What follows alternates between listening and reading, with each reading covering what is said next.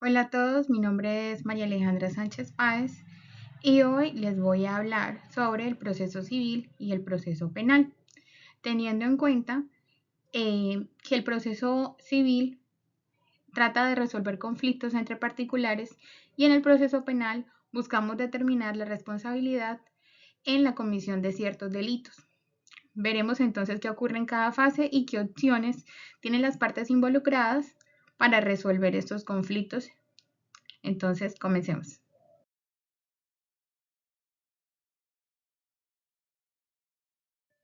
Bueno, el proceso civil es el camino que tomamos cuando hay un desacuerdo entre individuos o empresas y no logramos resolverlo por nuestra cuenta.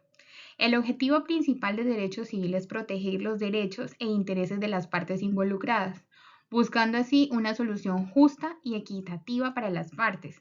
A diferencia de lo que algunos podrían pensar, no se trata de culpar a alguien por un delito, sino de determinar quién tiene la razón en un conflicto particular, como el incumplimiento de un contrato o como las disputas de propiedad o temas familiares. En este proceso se rigen por principios como la oralidad, lo que significa que gran parte de las actuaciones se realizan en forma verbal, en audiencias. También permitiendo el acceso público a las actuaciones por medio de la publicidad y la inmediación, que busca que el juez tenga contacto directo con las pruebas y las partes. También tenemos presente la concentración para que las etapas se desarrollen de manera continua. Y los actores principales son el demandante, quien es quien inicia la acción legal, y el demandado, la persona que se le reclama, y por supuesto el juez, quien es el encargado de dirimir la controversia aquí puesta. La primera etapa, antes de que el proceso formalmente inicie, puede ser una fase prejudicial. Aquí las partes a menudo intentan solucionar sus diferencias a través de mecanismos alternativos como la conciliación o como la mediación. Piensen en ello como un último intento de llegar a un acuerdo sin necesidad de un juicio. Si esto no funciona o si se decide ir directamente al litigio, entonces se da paso a la presentación de la demanda. Bueno, la demanda es el punto de partida oficial del proceso civil. Es un documento fundamental donde se encuentra que el demandante expone de forma clara y detalla los hechos que motivan su reclamo, los fundamentos legales en los que se apoya, las pruebas que tiene para sustentarlos y, lo más importante, lo que le solicita al juez, es decir, sus pretensiones. Una vez que se presenta la demanda, el juez la revisa muy minuciosamente para asegurarse de que se cumpla con todos los requisitos legales. Si todo está en orden, él la puede admitir y se procede a notificar al demandado. Pero si falta algo o hay errores, el juez puede inadmitirla, pidiéndole al demandante que la corrija o incluso puede rechazarla si los defectos son insubsanables. Para entender mejor esta primera etapa, vamos a ver un ejemplo. Imaginemos que María es la propietaria de un apartamento y Pedro es su inquilino. Pedro no ha dejado de pagar el arriendo durante 3 meses. Se niega a irse del apartamento además de esto. Antes de demandar, María intentó una solución amigable. Fue que le envió a Pedro un requerimiento formal pidiéndole que le pagara lo adeudado y que desocupara el inmueble, pero Pedro no respondió. Al no obtener una solución, María decide iniciar un proceso civil con la ayuda de su abogado. Esta prepara una demanda de restitución de inmueble arrendado y cobro de los cánones adeudados. En este documento, María detalla los hechos: cuándo se firmó el contrato, el valor del arriendo, cuántos meses lleva Pedro sin pagar y la intención de que se desocupe el inmueble. También adjunta pruebas como el contrato de arrendamiento y los recibos que muestran el incumplimiento de este. Esta demanda se presenta ante un juez civil. Una vez que la demanda es admitida y notificada, entramos en la segunda etapa, que es crucial: la contestación de la demanda por parte de Pedro. Pedro es el demandado y tiene varias opciones. Él podría allanarse, es decir, aceptar las pretensiones de María y terminar el proceso de forma rápida, o, lo más común, podría oponerse a la demanda. Así, de esta manera, negando los hechos, presentando pruebas para defenderse o incluso invocando excepciones que son argumentos legales para desvirtuar la demanda. También puede presentar una demanda de reconvención, que es una contrademanda, por ejemplo, en caso de que Pedro considera que María le debe algo a él. Después de esta contestación, el proceso avanza a las audiencias. Primero tenemos la audiencia inicial. Aquí es donde el juez busca la conciliación entre las partes como una última oportunidad y si no se llega a un acuerdo, se fija el litigio, lo que significa que el juez y las partes definen claramente cuáles son los puntos de controversia sobre los que se va a decidir. También decretan las pruebas, es decir, que el juez decide qué pruebas son pertinentes y se practicarán como los testimonios, los documentos o los peritajes. Luego de esto, se realiza la audiencia de instrucción y juzgamiento.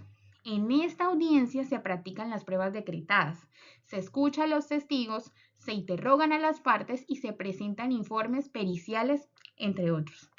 Una vez practicadas las pruebas, las partes se presentan para dar sus alegatos de conclusión, que es una síntesis oral o escrita de sus argumentos, buscando convencer al juez de su posición con base en las pruebas presentadas. Retomando nuestro caso de María y Pedro, Pedro, al ser notificado, decide no allanarse y contesta la demanda. Él, a través de su abogado, presenta una defensa argumentando que no pagó un mes porque María no le dio el recibo y que los otros 2 meses los retuvo porque el apartamento tiene problemas estructurales graves que María no ha prestado atención. Esto se llama excepción de contrato no cumplido.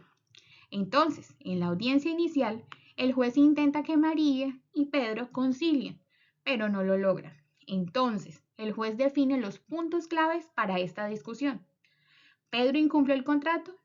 ¿El apartamento de María realmente tiene problemas estructurales que justifiquen un incumplimiento por parte de Pedro? Para resolverlo, el juez decreta varias pruebas: testimonio de los vecinos, un peritaje técnico sobre el estado del apartamento, un interrogatorio directo tanto a Pedro como a María.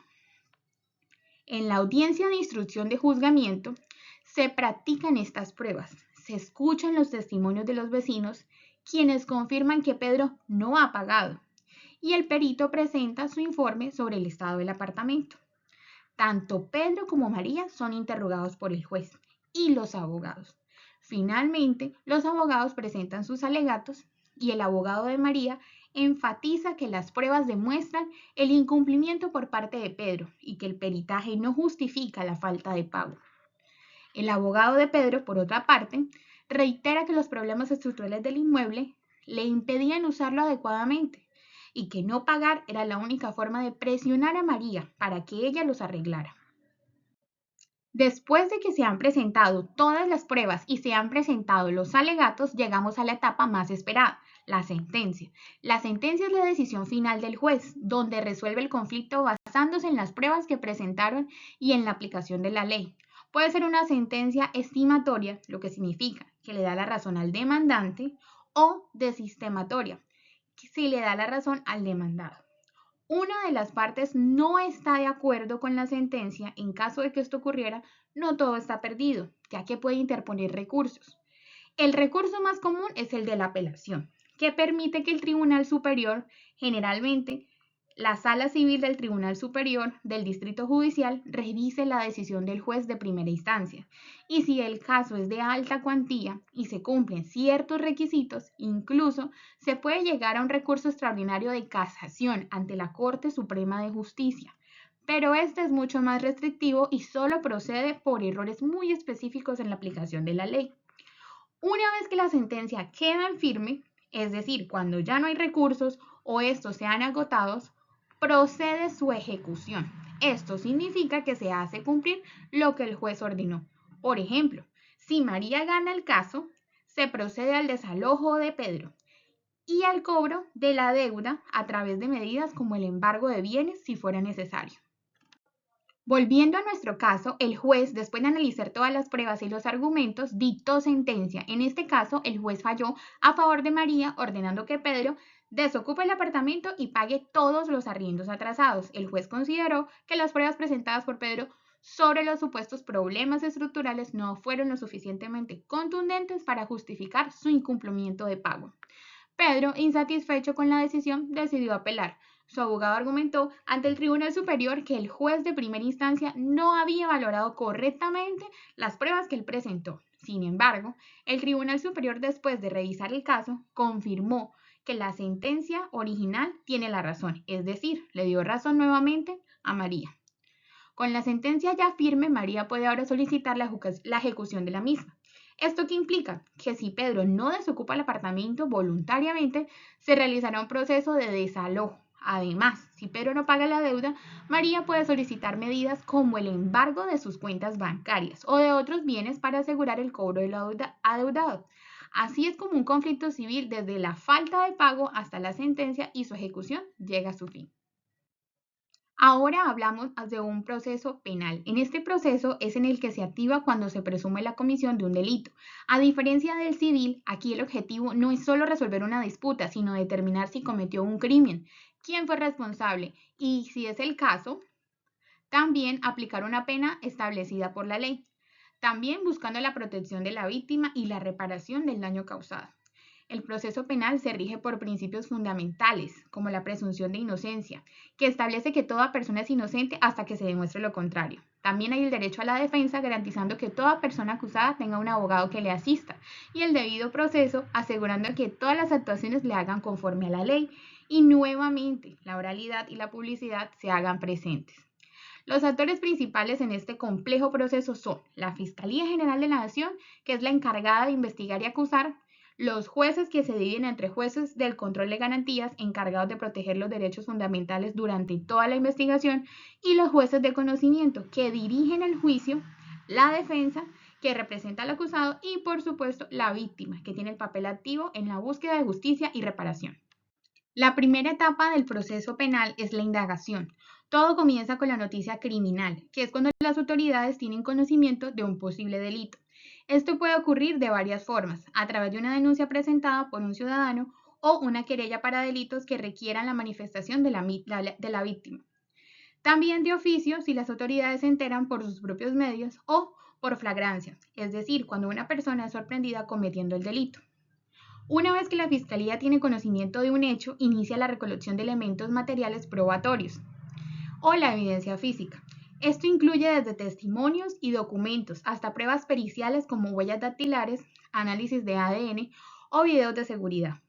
Durante esta etapa, el juez de control de garantías juega un papel fundamental. Él es el guardián de los derechos fundamentales de todos los involucrados, especialmente de la persona que se sospecha, asegurando que se respeten sus libertades. Al finalizar la indagación, la Fiscalía puede tener varias opciones. Si no encuentra elementos suficientes para considerar que se cometió un delito, puede ordenar el archivo de las diligencias. También puede aplicar un principio de oportunidad, que es un acuerdo con el imputado bajo ciertas condiciones. Si hay elementos suficientes para vincular a una persona con el delito, la Fiscalía solicita una audiencia de formulación de imputación.